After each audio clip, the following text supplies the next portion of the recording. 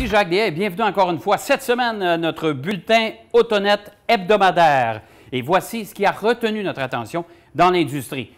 En tout premier lieu, il y a menace de grève actuellement chez Hyundai et chez Kia en Corée. Eh bien oui, les employés ont voté à plus de 70 % en faveur d'un débrayage s'il n'y avait pas d'entente avec la maison mère des deux constructeurs, parce qu'on sait que ça provient de la même place. Bon, ceci étant dit, les employés demandent une réduction des heures de travail par jour. On voudrait passer de 12 à 8 heures. On est chanceux chez nous.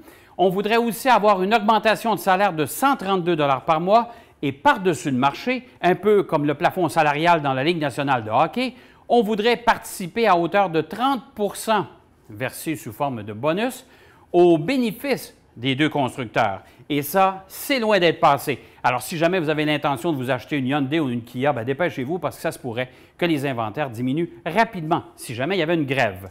Chez BMW, on avait signé une belle association avec Peugeot il y a tout près de 9 mois. Eh bien, maintenant, on célèbre le divorce. Eh bien, oui, les deux constructeurs ont décidé de mettre fin à cette coopération, à cette collaboration pour des nouvelles technologies. On sait que BMW arrivera très bientôt avec des voitures hybrides rebranchables, la i3 et la i8.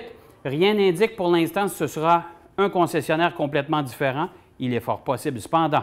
Pendant ce temps-là, BMW, après s'être séparé de Peugeot, a décidé, en contrepartie, de s'associer avec Toyota. Et ça, on va voir ce que ça va donner dans l'avenir.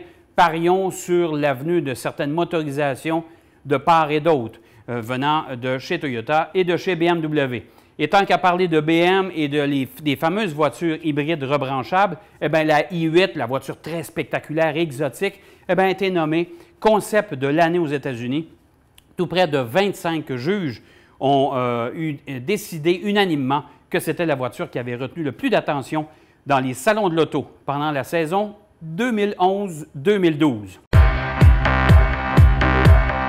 Dans nos nouvelles insolites, bien, cette semaine, je ne sais pas si vous connaissez la bande dessinée. Moi, je ne la connais pas, mais peut-être de votre côté, vous savez de quoi je parle. The Walking Dead, bien, c'est une espèce de bande dessinée avec des zombies. Pas nécessairement ma tasse de thé, même si j'en ai de l'air d'un à l'occasion. Eh bien, cette bande dessinée, l'auteur de la bande dessinée a décidé d'introduire un véhicule, et c'est nul autre qu'une Hyundai Elantra, qui l'a maquillé pour l'occasion, qui ressemble beaucoup plus à une déneigeuse qu'à autre chose. Eh bien, le constructeur Hyundai a décidé de le présenter grandeur nature de Visou lors d'un rassemblement de producteurs de bandes dessinées du côté de San Diego. Est-ce que cette voiture-là va voir le jour éventuellement? S'il vous plaît, posez-moi d'autres sortes de questions que ça. Évidemment, non. Et on vous invite en terminant d'aller voir nos essais routiers de la semaine. Ceux qui ont retenu notre attention, il y a le Subaru XV Crosstrek. C'est un véhicule assez particulier que Marc Bouchard a essayé du côté d'Hawaii. Il est allé danser un petit peu. Il y a aussi l'Infiniti FX35 de Marie-Ève et le Volvo XC60 de Luc Olivier. Et je vous invite à aller voir notre galerie des couleurs de voitures qui reflètent votre personnalité. Vous savez, quand on regarde votre voiture, selon la couleur, on est capable de vous deviner un peu plus. D'ici là, surtout, bonne route, soyez prudents. Je vous donne rendez-vous la semaine prochaine, bien sûr, pour un autre bulletin, autonet.tv.